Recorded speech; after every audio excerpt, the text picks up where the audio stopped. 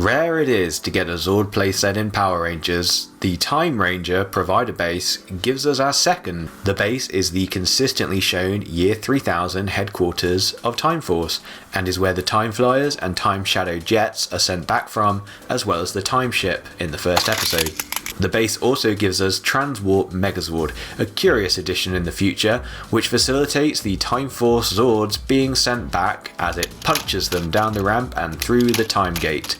Weird that it requires a punch to get going, but maybe something to do with creating enough kinetic energy. Maybe they wanted to add dual meaning to the word force in the series title. And also we're going to be covering the other Sentai exclusive set here too, the TimeJet. You know the one. It got a very nice release in Japan and has advertised integration with this base. The toy history then. So although this is my close to the Time Force Zord reviews, both these toys actually came out before anything from Time Force. Both were released in 2000 in Japan, the provider base and the TimeJet. Neither of them were brought over for the Power Rangers equivalent toy line. It's definitely a shame Bandai America missed this when they had brought over the previous Zord playset. That was the one during Turbo. They would however release a US exclusive figure playset that they would push during Time Force instead. I guess store shelves are only ever big enough for one playset at a time, and they went with the one with technically more features. And I guess in terms of the TimeJet, there wasn't really an existing slot that they could mirror it into. It doesn't fit the mold of figures, Megazords or Morphers. You could argue it's a vehicle, but I guess they couldn't justify selling it under the same price tag that the Vector Cycles got. Bandai America's version was to sort of fuse these ideas together. Their answer to both were mini playsets. We'll get onto them shortly. Even though Transwarp Megazord was the first Zord of the season we actually see, it would usually stay rooted in the future as more of a utility function robot. It was, however, once used in one of the 2001 Megazord battles when a director monster wrote it into the script during episode 25's Movie Madness Part 2, where it entertainingly punched itself and glided down the ramp and through the time portal. Its finisher was spinning around with arms out, hurricane style, so it was actually the final Megazord to enter a battle on the show, despite being the first to be seen. About time, you could say. On the show, Transwarp Megazord would saunter in from off screen, and here his feet and his time gate accessory both click into the playset to anchor him into the optimum position to ensure his force is delivered through his fist, and his visor drops like it does in the show.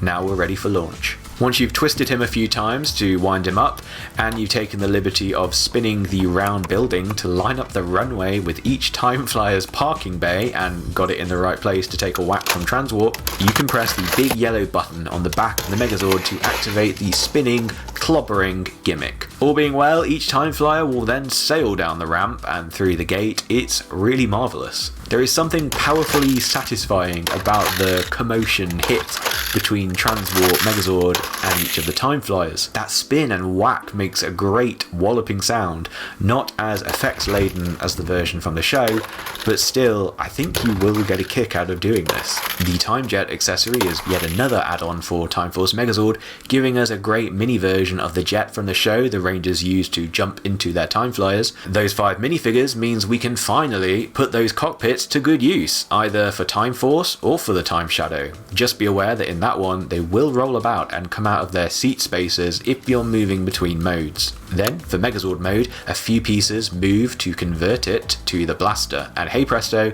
Mode Blue finally gets his weapon. Onto the designs. So Transwarp luckily is another Megazord in scale with Time Force Megazord and Time Shadow, and has a yellow, grey and black colour scheme. I think it's interesting to see the colours featured across this Zord line. Obviously red and blue plus black from Time Shadow, though that isn't a Ranger colour this season. Now we have a yellow one, there's just no green or pink on the Megazords, the only 2 Ranger colours not represented. So I guess you can't tie the Megazord colours to the Rangers too much. I guess 2/3 isn't bad. From above, the design of the base definitely reminds me of a clock representing the measurement of time. Obviously the time gate carries yet another triangular arrow. I guess what do arrows do but point forwards and backwards, so they sort of represent the direction of time. We get another arrow on the launcher for the TimeJet, so the flow of time is baked into these designs in a subtle but clever way. I think the design for the base is the best they could have chosen to show that this thing is for time travel. The jet has a simple but elegant design. It's basically a platform for the 5 Rangers to stand on, but then as a blaster there are 4 barrels it can fire from, maybe 5 if you include the little handle underneath, though that is easily unplugged if you don't like it to be there. Turns out it is show accurate to leave it in. What are the differences to our versions? Now, as I mentioned, there weren't US releases for either of these. However, we did have a micro transwarp playset, wrongly described on the packaging as Deluxe. This was one of 3 micro-scale Time Force playsets that Bandai America released, and buying all 3 was the only way you could get all 5 of the minifigures you otherwise would have got with the TimeJet. Weird as well that you got a mini Transwarp Megazord in that set, but it would have been completely out of scale with the Deluxe Zords. Absolutely tiny. Playing devil's advocate here, I guess they didn't want to confuse either retailers or consumers with the TimeJet mini version, because they also released a larger action figure version which sort of could transform into a roleplay toy blaster as well, with foam darts. That was one of our first Power Ranger examples of a line category hybrid toy, and something that we occasionally still see to this day. What's bad about them then? This is nitpicking, but I guess it's probably how long it will take you to line up and launch each of the 5 Time Flyers. It kind of makes you realise why on TV they would show the 4 Zords after Red or launching in pairs. But as well we know, this is the season with the gift of time travel. Time Force could send the Zords back to the second that the Rangers make the request. The time it takes to launch them all in the future doesn't really matter. Can you tell that I love the idea of time travel? This playset is very simple, but its fidelity to the show version is really impressive. Or at least until you add in the time shadow, which definitely won't fit through that time gate. Okay, not the end of the world, at least you can rest it on the runway. It does look better if the other Time Flyers aren't there, and usually on the show that would have been the case anyway. And speaking of Zords not catered for here, there's nowhere for Q-Rex to go, and that thing definitely wouldn't fit through the time gate either. I think they kind of confront this on the show by saying that he's in the Jurassic period, and he can open his own time portals anyway. We did get that initial shot of him being launched off the ramp, but in his deluxe form, way too big. This one is more of a present day problem, that the prohibitive price of the jet will put it out of reach for most. It's a shame, as it's such a crucial element to have a complete set. The only solace I can offer is that you can get by without it, you just shouldn't have to. The TimeJet comes with a mini dock launcher, which they do show on the box as having a place in the provider base. Yeah, I guess it can go there, but there's not an official clip or dock for it. Not that any of the Time Flyer bays or the runway ramp clip on either. Everything just sort of positions together with a little lip of plastic to tuck under the main circular piece. And although the jet is just out of reach of the Transwarp Megazord's fist, the set does come with a spring-loaded launcher at the building part, so you can deploy both the TimeJet and Timeship using this. I said this before in the Megazord Madness video when I first got this, the jet to my eyes does seem a little over large for the Mode Blue Megazord hand, and it doesn't even grab the actual handle as the Megazord fists can't open. Instead it grabs the secondary handle at the back, just behind the trigger. Just don't look too closely at it, I guess, because finally the Time Force Megazord Mode Blue is capable of performing its finisher and cryo-freezing a monster without having to turn into Mode Red in order to use a weapon. That sounded awfully positive, so how's about we move on to what's good about them? Well, it's definitely nice that they integrate some pegs for the figures on the playset, though the building's small scale does give the game away that they're a bit too big though. I think it would have been better if they were attachable to the ramp under the time gate, like the shots that we would see on the opening credits. With lots of patience and 0 mph winds, you can prop them up, but they are a constant fall risk at that gradient. I think it's fun that they gave the TimeJet wheels of its own, similar to the other Time Flyers, and these also are die cast like the other Japanese Zords would have been, so launching this down the ramp is just as possible. I love that this playset really makes the Time Force Zord line more substantial,